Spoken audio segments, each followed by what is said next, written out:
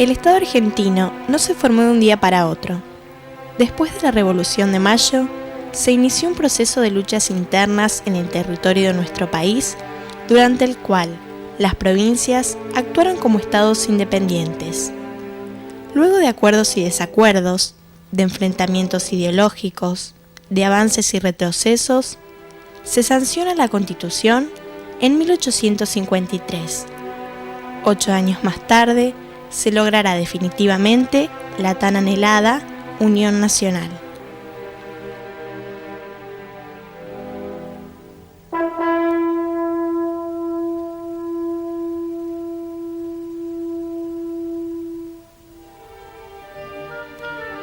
La división entre unitarios y federales, que se había producido en época anterior a la de Rosas, se fue profundizando y siguió provocando enfrentamientos entre porteños y provincianos.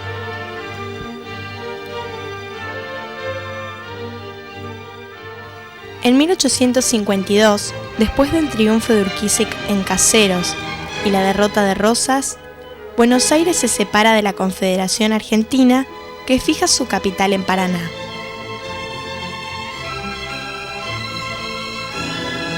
En 1859, tras la batalla de Cepeda, en la que Urquiza vence a Mitre, parece lograrse la unificación nacional. Sin embargo, los conflictos se reanudaron un poco más tarde, y los dos ejércitos se volvieron a enfrentar en la batalla de Pavón el 17 de septiembre de 1861. Según los historiadores locales, es necesario analizar la batalla de Pavón para poder comprender mejor la profunda significación de la matanza de Cañada de Gómez.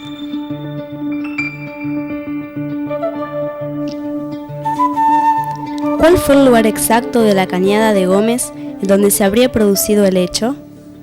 El historiador Gerardo Álvarez nos dice que en un punto medio entre las localidades de Correa, Cañada de Gómez y Bustinza, aunque no se sabe con exactitud. Para lograr nuestro objetivo, nos trasladamos a esta población vecina, en donde nos recibieron el presidente comunal, un miembro de la institución Amigos de la Historia y un vecino que nos refiere acerca de 2 puntas de lanzas halladas en un monte de garabatos cercano, de un botón de chaqueta de uniforme encontrado en un campo próximo y de testimonios orales casi transformados en leyendas.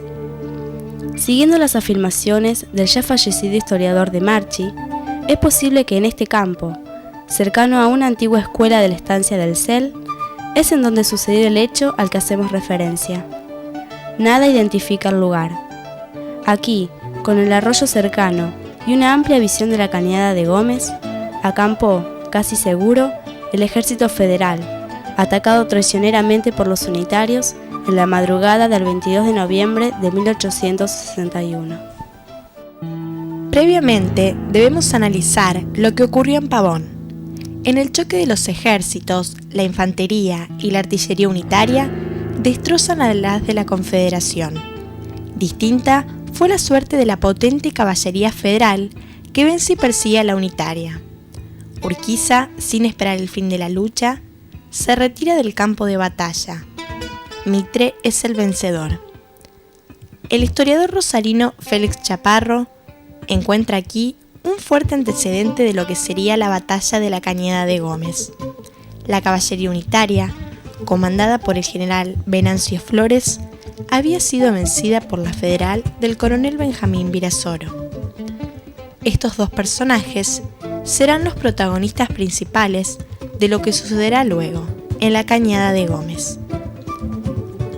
Después de Pavón, Virasoro, a cargo del ejército de la Confederación, que había quedado reducido a no más de 1.200 hombres mal armados y con los caballos en muy mal estado, se retira hacia el norte, fijando su campamento en la margen izquierda del río Carcarañá, a 5 leguas de la población actual.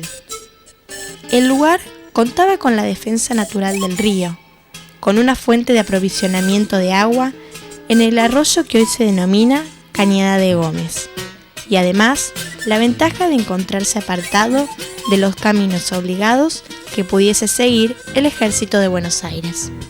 Todas las referencias de los historiadores regionales indican que en esta zona de la provincia de Santa Fe, en la que se encuentra el departamento Iriondo y transcurrió la batalla o la matanza de Cañada de Gómez, el nombre más antiguo de toda esta región es el del río Carcarañá, y también se lo llamó Desmochado, río de los Desmochados, que yo supongo pudo haber sido por el aspecto yermo, desolado, estéril de toda esta planicie, a donde había un mar de hierba, de pasto fuerte, hasta donde alcanzaba la vista. Este río, que es el eje de toda esta región y que pone límite al pago de los arroyos y permite el acceso a todo este paraje de los Desmochados, dio lugar también a otras denominaciones más acotadas, y entonces se hablaba de Desmochado arriba, que podríamos decir aguas arriba, que era toda esta zona, el final del departamento Iriondo, parte de las tierras de Belgrano y ya entrando en el departamento Caseros, y Desmochado abajo, que era el actual distrito Cañada de Gómez, la zona, ¿no es cierto?, de la otra banda, que ya está terminando el departamento Caseros y entra en las tierras de San Lorenzo, y toda esa zona que lleva hasta la desembocadura del río. Germán Burmeister, en su obra Viaje por los Estados del Plata, describe el pago de los Desmochados en 1857 como una planicie sin fin, en la que crece un pasto tan alto que llega hasta sus rodillas, no habiendo ningún árbol, salvo algún ombú que rompe con esta planicie monótona. Para los viajeros era muy difícil atravesar estas tierras. Carretas lentas, frecuentes asaltos, los inconvenientes lógicos que ocasionaban las lluvias, sin olvidar los continuos ataques de los malones.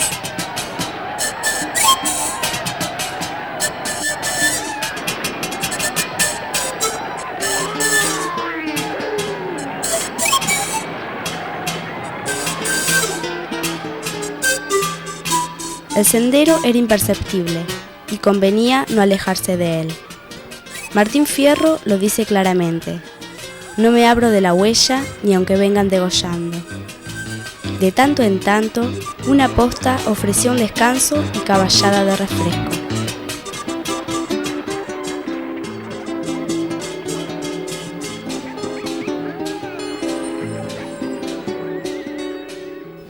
En el siglo XVIII, el territorio del Desmochado estaba casi despoblado y surcado por dos caminos que, partiendo de Villa del Rosario, se dirigían hacia el oeste, con destino a Córdoba, Santiago del Estero y Tucumán. Pero mientras uno se desplazaba por el lado sur del río Carcarañá, el Camino del Sur, el otro lo hacía por su lado norte, cruzándolo a unas 2 leguas del norte de la ciudad actual del mismo nombre. Este camino recibió el nombre de Camino del Desmochado. Al sur de este acampó Virasoro con el resto del ejército de la Confederación. Había en las proximidades una muy antigua posta, cercana a la localidad de Bustinza actual, donde las carretas hacían un alto. Existía además otra, la posta de las Totoras, debido a que a partir de 1858 ya circulaban por el Camino de los Desmochados las diligencias de mensajerías argentinas, de Timoteo Gordillo y compañía. Yo por propia experiencia, por haber trabajado en este campo donde se ven los manchones de otros pastos, que son ortigas, en aquel rincón, y ahí, que hay otro manchoncito, hay unos bajos, y ahí donde se encuentran algunos vidrios, elementos de porcelana, sí, o pedazos de botellas viejas. Ese es el sector. ¿Notan ustedes? Notan que hay otro tipo de... Venancio Flores era un general uruguayo que, habiendo sido despojado del gobierno de su país, había ofrecido sus servicios al Estado de Buenos Aires, seguramente esperando la reciprocidad y ayuda de esta provincia para recuperar el poder perdido. En lo que respecta a Venancio Flores, él quería vengar todas esas derrotas, quería adquirir cierta notoriedad militar, y por eso le escribe a Mitre desde los campamentos a través de los cuales seguía o perseguía mejor a los restos del ejército de la Confederación, pidiendo permiso para primero para ir a dar una sableada, dice, para mostrárseles más de cerca. Es decir, él quería tener un protagonismo y vengar todas esas derrotas que había sufrido. Mitre accede y envía refuerzos. Flores empezó a preparar hombres y cabalgaduras. Estableció un servicio de patrullas para vigilar al enemigo en toda la costa del Carcarañá. En una ocasión, sus hombres cruzan el río al advertir, del otro lado, algunos hombres de Virasoro, produciéndose entonces un entrevero. Y fue allí en el cual Ambrosio Sandes, que estaba al frente de un piquete, digamos, del ejército mitrista, cruza lanzas, combate con los de la Confederación, recibe una herida, es internado en Rosario y luego de un mes está en condiciones de participar del ataque a los durmientes en Cañada de Gómez. Ya voy a explicar por qué utilicé esta palabra. Quiero aclarar que Domingo Faustino Sarmiento, en su biografía de Antonino Aberastain, dice que este personaje, Ambrosio Sandes, tenía 54 heridas en su cuerpo y que en esta jornada de Carcarañá completó su herida número 49. No hay precisiones tampoco de dónde ocurrió el entrevero de Carcarañá, pero una señora que posee una propiedad en esa ciudad, conocida como el Solar, que perteneció en el siglo XIX a Tomás Thomas y que fue una gran mansión, recuerda que su padre narraba que en el Solar, que queda al norte de Carcarañá, muy cerca de la vía férrea, había ocurrido una pequeña batalla. Al poco tiempo, un grupo de desertores de Virasoro le informa a Flores sobre la situación, número y estado de las fuerzas del enemigo. El 20 de noviembre acampó en la margen derecha del río. El 21, a la madrugada atravesó el río por el Paso de las Piedras, acompañado por un vaquiano. Luego dividió su ejército, teniendo en cuenta el relieve del terreno. En la zona actualmente perteneciente al departamento Iriondo, se pueden individualizar 8 cañadas: las de los esteros, las estacas, los leones, la del árbol, las parejas, totoras, carrizales y cañada de Gómez, nombre que recuerda a la estancia que habían fundado los Gómez en el siglo XVIII. Flores envía parte de su caballería en dirección a la cañada de los Leones, a fin de que, dando un rodeo, cayeran sobre el campamento de Virasoro en la madrugada del día siguiente.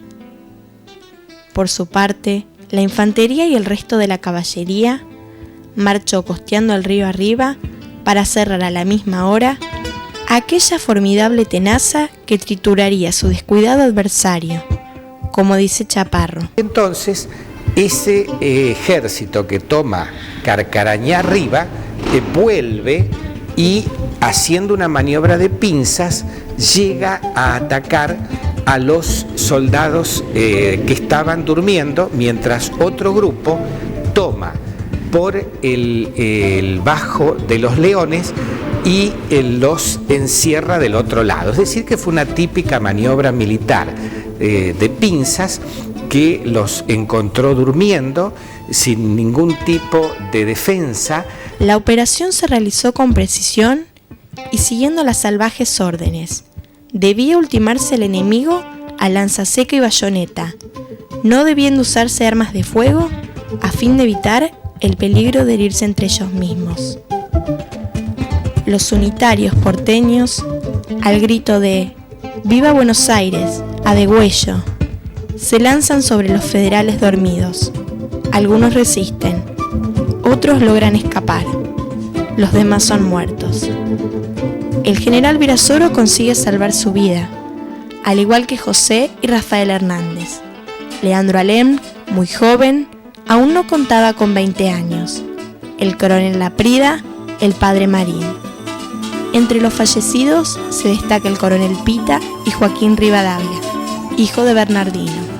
Nunca fue publicado el parte de la matanza, que el general Venancio Flores demoró varios días para redactarlo, y que por otra parte, de entrada, el propio general en jefe del ejército mitrista, Juan Gelí y Oves, se da cuenta de que estamos en presencia de una verdadera masacre y dice: el suceso de la Cañada de Gómez, en palabras más o menos aproximadas, es uno de esos hechos de armas tan comunes en nuestras guerras que sus resultados aterrorizan al vencedor si éste no es de la escuela del terrorismo.